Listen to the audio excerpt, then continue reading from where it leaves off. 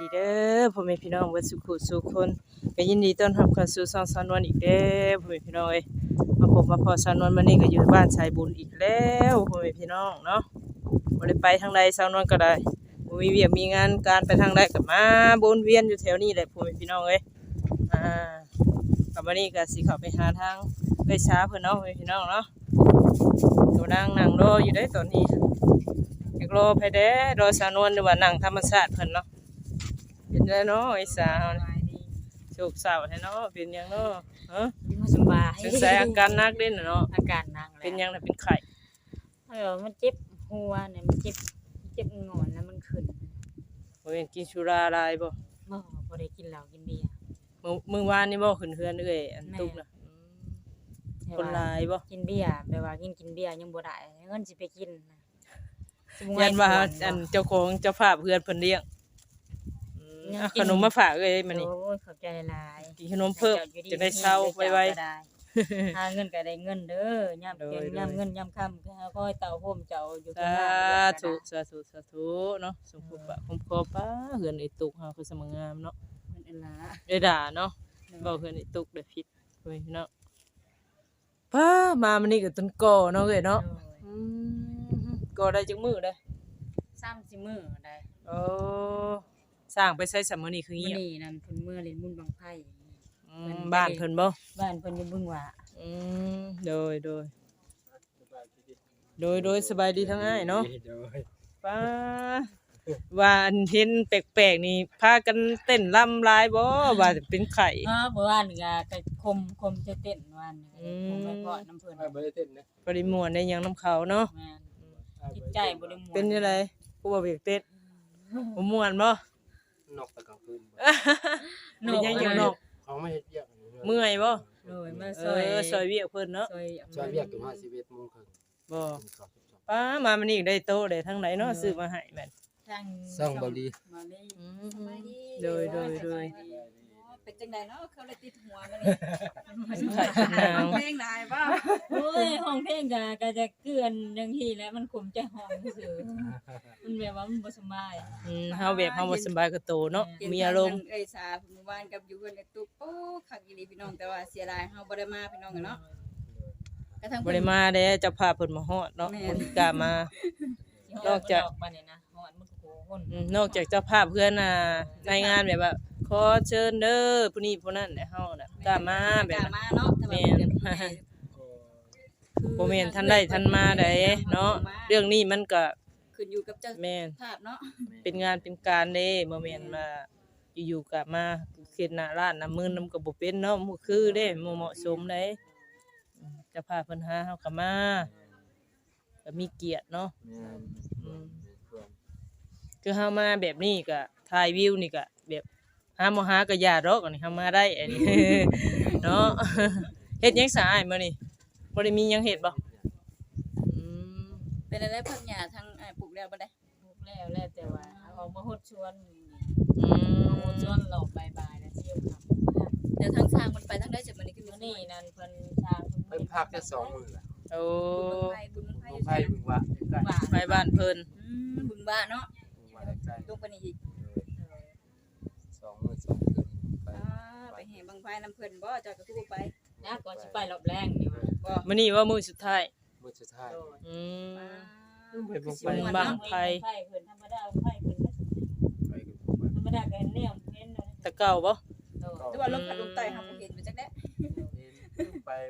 ใกล้ มันบ่ได้ใกล้นี่โจทย์ก็จุดเป็นหัวขึ้นมา นี่บึงว่านี่ แต่ว่ายังบ่ทันจุดไปจัก บ่ 4:00น บ่ 5:00 เห็น น ก พุ่น ก จัก บกอยู่นั่น จันบ่าย2บ่าย3บ่าย4บ่นะ ธรรมดาก็ซำนี้แล้วเดิม เนาะ บ่าย1 ประ บ่าย มาณ 2 บ่าย2นี่เนาะแต่ก็ เอา มาบุญบังไฟ นี่ก็บ่าย2โมงแล้วนี่ก็เนาะพอดีเด็ดๆอ่อน ธรรมดานี่ก็ก็จุดแล้วสำนี้ ไปสิพาพี่พาน้องเพิ่นไปเลาะอันเฮือนเอยสาชมวิวก่อนชมวิวเฮือนเอยสาพ่อแม่พี่น้องเอ้ยเพิ่นก็เฮ็ดแล้วเนาะมาวันนี้ก็ต้นก่อเรียบร้อยพ่อแม่พี่น้องแต่ตอนวันที่สาวนวลมาหั่นเพิ่นปลูกผักปลูกหญ้ายังบ่ได้เฮ็ดหยังเนาะพ่อแม่พี่น้องเนาะมาวันนี้ก็โอ้แล้วเรียบร้อยพ่อแม่พี่น้องเอ้ยมามันหน้ายันเพิ่นขึ้นอยู่พ่อแม่พี่น้อง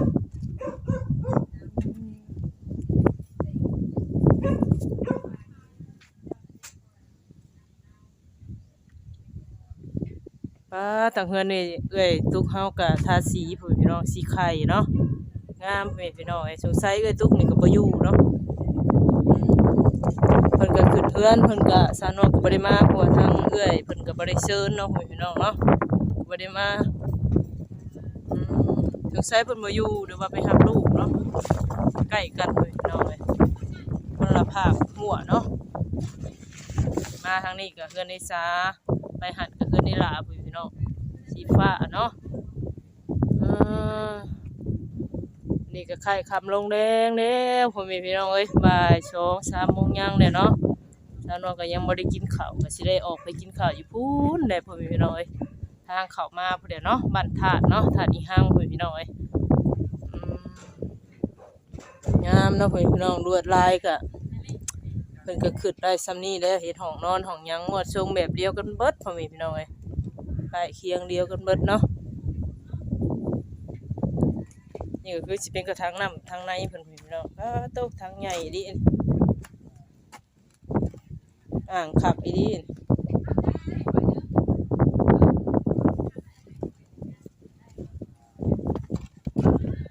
กระถางน้ำคือกันเนาะ2กระถาง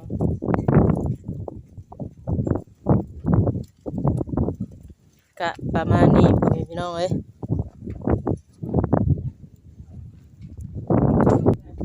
มาเบิ่งทางนี้พี่น้องทางผักเอ้ยตุกเพิ่นปลูกไว้เนาะนี่โตผักเนี่ยค่ะหุ่นเพิ่นพี่น้องเอ้ยเสียรายแต่พื้นที่เพิ่นบ่กว้างเนาะเพิ่นก็คือสิมักปลูกพี่น้องมีผักหอมมีผักอีตูมีผักกะเนาะต้นมะม่วงพี่น้องเอ้ยข้างตูบน้อยเพิ่น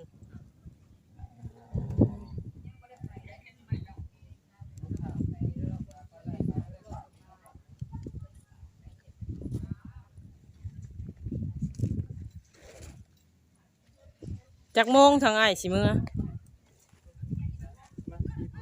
4 โมงแดงเนาะ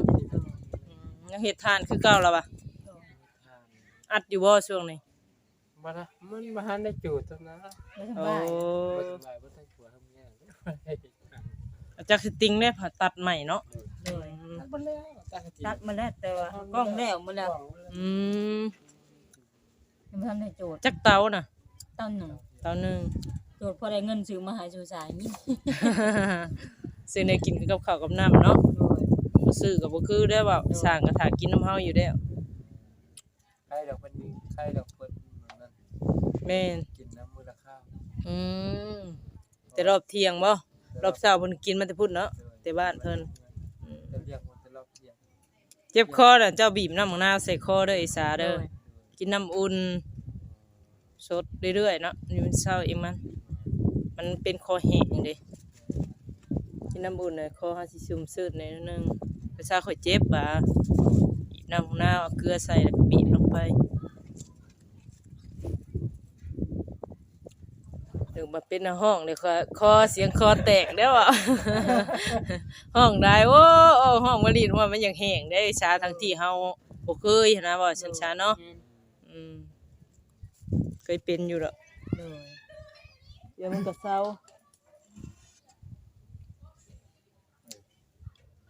จักเพิ่นเว้ากันจังเด้ทางนั้นเนาะพี่น้องใกล้ไปเฮือนเคียงเพิ่นนี่พี่สิม่วนกว่าเก่าแด้เนาะเป็นหมู่บ้านสายบุญคือสิมาอีกต่อเนาะแถวบ้านนี่เนาะว่าทางนี้ก็ตั้งเสาได้ผูกเฮือนทางเฮือนนี่เวลาเนาะตั้งไว้ซื่อๆเนาะคนในเมืองพุ่นเด้อเนาะมาอยู่เนาะโดยอันนี้คือประตูใส่เฮือนน่ะบ่นี่ประตูบ้านน้อยมันใหญ่บ้านใหญ่ก็มีอันน้อยบ้านน้อยเป็นบ้านเพราะว่าสร้างผมบอกให้เอายืมละ60โอ้ได้เป็นแทกเบิ่งแล้วเนาะด้วยค่าโฮแทกก็มามื้อนี้ก็สิได้ขึ้นอยู่แล้วบัดนี้บัดนี้ก็ยังแต่เฮือนไอ้ซานี่ยังบ่ได้ขึ้นเนาะโดยบ้านใหญ่เลยพุ่นแหละใจบุญโหน้ำพุ่นอันนี้ก็สงกรานต์บ่งานอันนี้ก็สิหมดเดือนแล้วนี่เนาะออกมาทำเงินกันไม่ตองแล้วนี่สงกรานต์ก็ดีคือกันเนาะโดยนี่ก็บ่ได้หมดเสียแล้วยามใดขึ้นยามนั้นเนาะโดย โดยทางเฮาก็บ่มีหยังได้เนาะเอ้ยเนาะให้เนาะมาเยี่ยมมายามมาลิ้นนี่ซื่อหั่นแหละมื้อนี้ก็เนาะโดยมาลิ้นคือเก่าเอาพี่ขอตัวกลับก่อนเด้อให้เช้าไว้เด้ออีสาเด้อ สบายดี โดยสบายดีเนาะนี่พ่อแม่พี่น้องเนาะสาวนวลก็มาพูดคุยดินกับเอ้ยสาเพิ่นพ่อแม่พี่น้องเพิ่นก็บ่สบายเนาะเป็นไข้เพิ่นว่าเนาะปวดหัวหลังจากที่ว่าเพิ่นขึ้นเฮือนเอ้ยตุ๊กเพิ่นพ่อแม่พี่น้องเนาะก็เพิ่นก็สิร้องเพลงแหน่คอประมาณนี้แหละพ่อแม่พี่น้องเป็นไข้เนาะโดยก็สาวนวลก็มากายเทนี่ทีมงานก็พากันมาก็เลยมานำหมู่พ่อแม่พี่น้องเนาะนำหมู่นำครูสินเก่าสินเคยอะไรพ่อแม่พี่น้องเอ้ย ถ้าว่าสาวนวลกับบริติดธุระไปทางใดก็ได้มาแถวนี้คุยเนาะบางทีก็บ่ฮู้สิไปทางใดหั่นนะเนาะว่าสาวนวลก็ต้องขอโทษขออภัยเด้อพ่อแม่พี่น้องเนาะก็อย่าเผาเบื่อหน่ายสาวนวลเด้อเพราะว่าสาวนวลก็บ่ฮู้สิถ่ายวิวทางใดให้เบิ่งหั้นนะพ่อแม่พี่น้องเนาะถ้าว่าเฮาเดินทางก็สิไปทางไกลก็บ่ไหวพ่อแม่พี่น้องเนาะก็วนเวียนอยู่แต่แถวนี้แหละพ่อแม่พี่น้องก็เฮาก็มาได้ก็เมื่อนะพ่อแม่พี่น้องเนาะโดยสำหรับคลิปนี้สาวนวลก็สิได้อำลาพาจากทุกคนไปก่อนแม่พี่น้อยไว้พบไว้พอสาวนวลคลิปหน้าเนาะพวกเราสบายดี